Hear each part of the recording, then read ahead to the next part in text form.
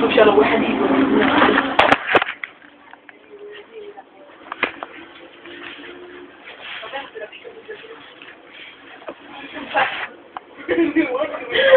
ta mère elle est infirmière.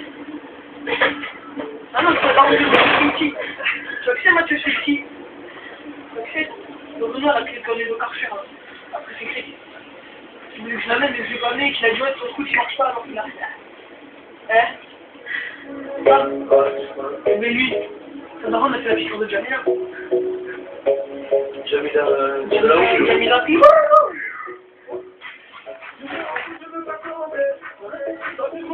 toujours elle était à la Jamila quand même, mais comme le truc est en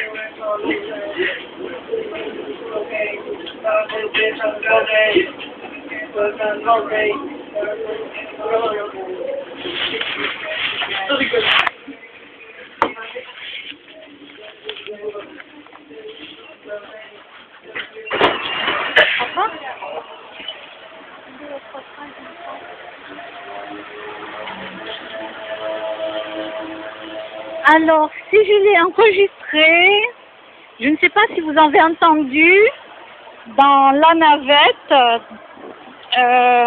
le genre de musique déjà que les jeunes passent. Donc les jeunes passent de la musique, alors je vous dis pas quoi, j'appelle ça de la musique comme des cités. Voilà, c'est vraiment la musique pour les cités, ça, c'est carrément ça. Puis vu comment parlent les jeunes, voilà. Et je déteste de prendre la navette quand il y a des gens comme ça, parce que des fois je sais pas, je vais écrire à Alliance. Je vais écrire à Alliance et je vais demander à ce que il y ait une pancarte de mise pour que la musique ne soit pas être mise dans des bus, quoi. Voilà, et que le chauffeur du bus, dans ce cas-là, il s'arrête et puis il demande aux jeunes d'éteindre la musique.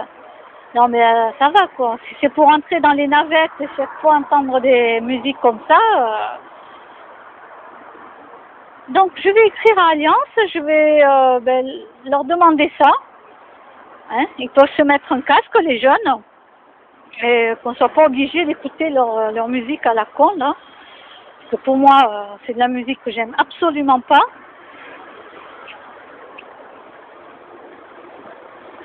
Et être obligé de supporter ça, voilà, moi ça ne me viendrait pas à l'idée de rentrer dans la navette et de me foutre de la musique, moi, pour que tout le monde écoute mon style de musique. Voilà, j'ai jamais fait ça même à 20 ans. J'ai jamais fait ça à 20 ans, donc bon, à mon âge, c'est sûr que je vais pas le faire. Mais voilà, je suis obligée là de prendre le bus, de prendre la navette parce que je vais pas louer de voiture. Mais dès que j'ai une voiture, je peux vous garantir que je prends plus de navette ou de bus. Et si un jour on me demande pourquoi, mais la réponse ça va être vite fait. Hein.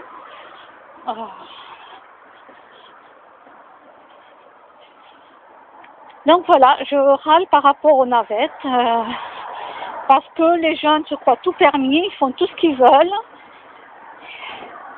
Et vu que la personne concernée qui conduit le bus se laisse faire, bon, alors je vais écrire à Alliance et je vais voir s'ils peuvent faire quelque chose parce que c'est hallucinant. Après j'ai le vélo, mais vu que pour moi la haute ville ça fait trop haut pour moi aller en vélo, donc du coup je prends la navette Parce que sinon, je prendrais le vélo. Mais bon, en plus, il a plu ce matin. Donc, j'avais pas envie de le prendre. Et ben là, je vais rentrer chez moi. J'en ai pour peut-être 10 minutes à pied. Bon, ça me fait marcher, ça me fait faire un peu de sport.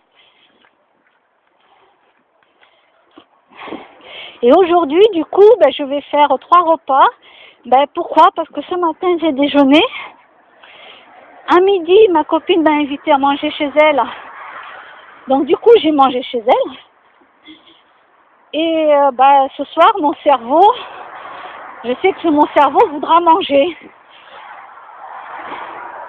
Voilà. Et comme j'arrive pas à résister à mon cerveau quand il veut manger le soir, bon, je mangerai vers 6h, 18h. Comme ça, j'ai le temps de digérer avant d'aller me coucher. Des fois, je me couche tôt. Des fois, je me couche à 23h après un film. Des fois, je vais me coucher plus tard, 1h du matin, ou 1h passée. Ça dépend combien de films je regarde dans la soirée. J'ai pas d'heure. Bon, ben tant pis, aujourd'hui j'aurais eu 3 repas. Ah, je râle, j'essaie de rester qu'à 2 repas par jour. Et l'année prochaine, je veux rester à 1 repas par jour. Alors vous imaginez, pour quelqu'un comme moi, qui est extrêmement gourmande, qui a une addiction à l'alimentation, parce que moi c'est une drogue. L'alimentation c'est une drogue chez moi, c'est vraiment une drogue comme quelqu'un qui boit ou quoi que ce soit. C'est vraiment une drogue. Donc c'est extrêmement dur pour moi d'avoir réduit mes repas. Parce que si je m'écoute, je mange du matin au soir. J'ai fini un truc, je rattaque autre chose. Vu que je ne travaille pas et que je suis chez moi, si je m'écoute, je mange toute la journée devant l'ordinateur, quoi. Alors quand je sors promener mes chats, déjà je m'amène rien à manger. Ça a été déjà ma première phase de passer le cap. Donc ça, je dis ça pour les gens qui sont drogués comme moi à la nourriture. Et puis je peux vous dire que ça fait des années que j'ai essayé plein de choses. J'ai même été dans des hôpitaux pour pouvoir perdre du poids. Comme Mondigou, il y en a beaucoup qui connaissent Mondigou. J'étais dans une autre clinique, bon, vous la connaissez pas, mais voilà, une autre clinique pour me sevrer de tout ce qui est fromage et chocolat. Mais ça n'a pas marché parce qu'ils m'ont pas sevré. Ils ne m'ont pas sevré. Donc moi, au bout de 3 semaines, je suis partie. Voilà. J'allais pas perdre 6 mois dans une clinique pour me sevrer alors qu'on me mettait du fromage et du chocolat à manger. Ah non, ils n'ont pas voulu me faire un sevrage. Non, parce que comme m'a dit la nutritionniste, non, mais que c'est impossible de ne pas manger de fromage ou de chocolat dans sa vie. Alors que moi j'ai allé exprès pour qu'on m'arrête le chocolat. Moi j'ai demandé un sevrage total. Mais total, qu'on m'arrête tout du jour au lendemain et qu'on prenne soin de moi parce que voilà, demander à un drogué d'arrêter, je peux vous dire que c'est très dur. Donc au bout de 3 semaines, j'ai signé les papiers, j'ai pris la voiture et je suis partie. Voilà, ça c'est un conseil que je donne aux gens. Si vous devez aller 6 mois, voire 8 mois ou 1 an dans une clinique pour faire soigner et que l'on ne vous donne pas ce que vous avez demandé, allez, donnez-vous 1 mois, quoi. Donnez-vous 1 mois, si vous voyez que ça ne marche pas, allez-vous-en. Ça ne sert à rien. En plus, j'avais la fille dans ma chambre qui, elle était soignée pour autre chose, donc je ne vais pas en parler, mais elle était soignée pour autre chose. Et elle allait me proposer du chocolat à chaque fois. Donc j'arrivais à dire non, jusqu'au jour où j'ai dit oui, puis j'ai accepté de manger le chocolat. Et après, je lui ai dit, s'il te plaît, mets-le dans ton armoire. Je veux pas le voir, ton chocolat sur la table, mets-le dans ton armoire, parce que j'irai pas fouiller dans ton armoire. Et d'ailleurs, je n'ai pas fouillé dans son armoire. Ah oui, je suis un peu essoufflée, là, je marche vite. Je vais m'arrêter 2 minutes. Et... ben ouais, parce que moi, je voyais tout le temps le chocolat, donc j'arrivais des fois à dire non, non, parce qu'elle me proposait tout le temps du chocolat, alors qu'elle savait que je voulais me guérir de ça. Mais c'est dingue, hein, comme quoi on vous pousse à la consommation. C'est comme quelqu'un qui veut arrêter de fumer, que vous savez qu'il veut arrêter de fumer, que la personne veut arrêter de fumer, il ou elle, et que vous lui proposez à chaque fois une cigarette. Voilà, ou un alcoolisme, voilà, quelqu'un qui veut arrêter de boire, qui essaye par lui-même d'arrêter de boire et que vous lui proposez chaque fois de l'alcool, ou du whisky, des trucs comme ça, des trucs banals que vous avez chez vous, quoi. On peut arriver à dire non, mais la drogue, elle est tellement puissante dans notre tête qu'à un moment donné, on craque. On craque. Donc voilà, c'est ma petite vidéo pour dire que pour une personne droguée à la nourriture, je peux vous garantir que c'est très difficile de rester à deux repas. À 2 repas. Bon, aujourd'hui, j'en aurais fait 3, parce que ce soir, c'est obligé, je vais manger, ça c'est sûr.